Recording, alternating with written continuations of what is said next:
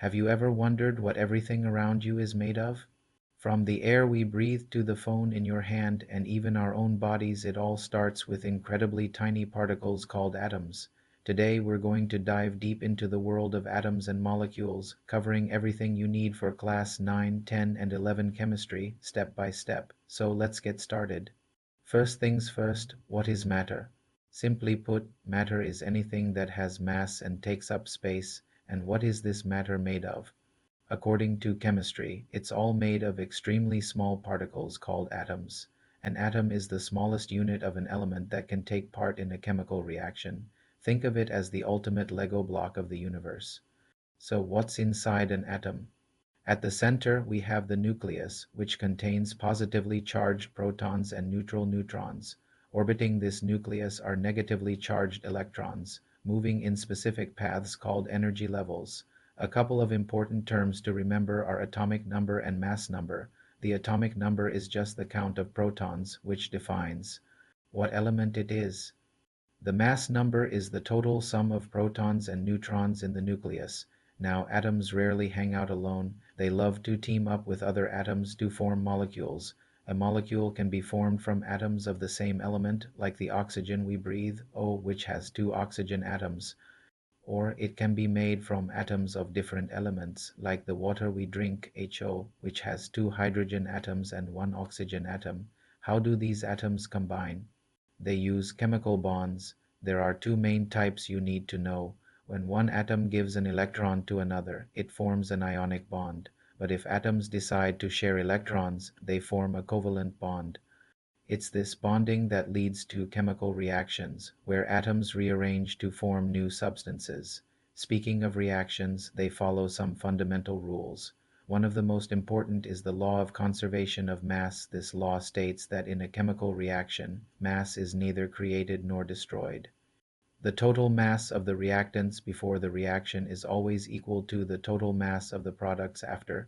Counting individual atoms and molecules would be impossible since they are so tiny. So chemists came up with a clever unit called the mole. 1 mole of any substance always contains the same number of particles, a whopping 6.022 times 10 to the power of 23.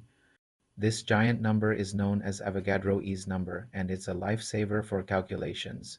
To really get a grip on these concepts, let's solve a few problems together. First, a class 9 level question. Let's calculate the molecular mass of water. HO, the atomic mass of hydrogen, H is 1 unit, and for oxygen, O, it's 16 units.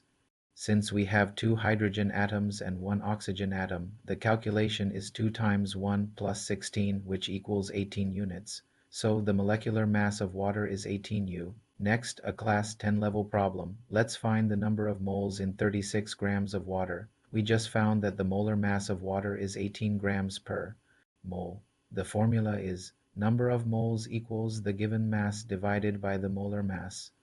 So we divide 36 by 18, which gives us 2 moles. Easy, right? Now for a class 11 level question. How many molecules are present in 1 mole of oxygen gas? This is a direct application of Avogadro's number. Since 1 mole of anything contains 6.022 times 10 to the power of 23 particles, 1 mole of oxygen gas contains exactly 6.022 times 10 to the power of 23 molecules. Let's try one more for class 11. Calculate the number of atoms in 0.5 mole of sodium. Again, we use Avogadro's number. The number of atoms is the number of moles multiplied by Avogadro's number. So 0.5 times 6.022 times 10 to the power of 23 gives us 3.011 times 10 to the power of 23 atoms. So there you have it. Atoms and molecules are the fundamental building blocks of everything. Understanding them is key to mastering chemistry, whether you're balancing equations, solving numerical problems, or just curious about how the world works. From simple reactions in a lab to complex processes in nature and industry, it all comes down to these tiny particles. I hope this video cleared up your concepts on atoms and molecules. If you found it helpful, please give it a thumbs up and subscribe for more chemistry lessons. Let me know in the comments what topic you want me to cover next. Thanks for watching and see you in the next video.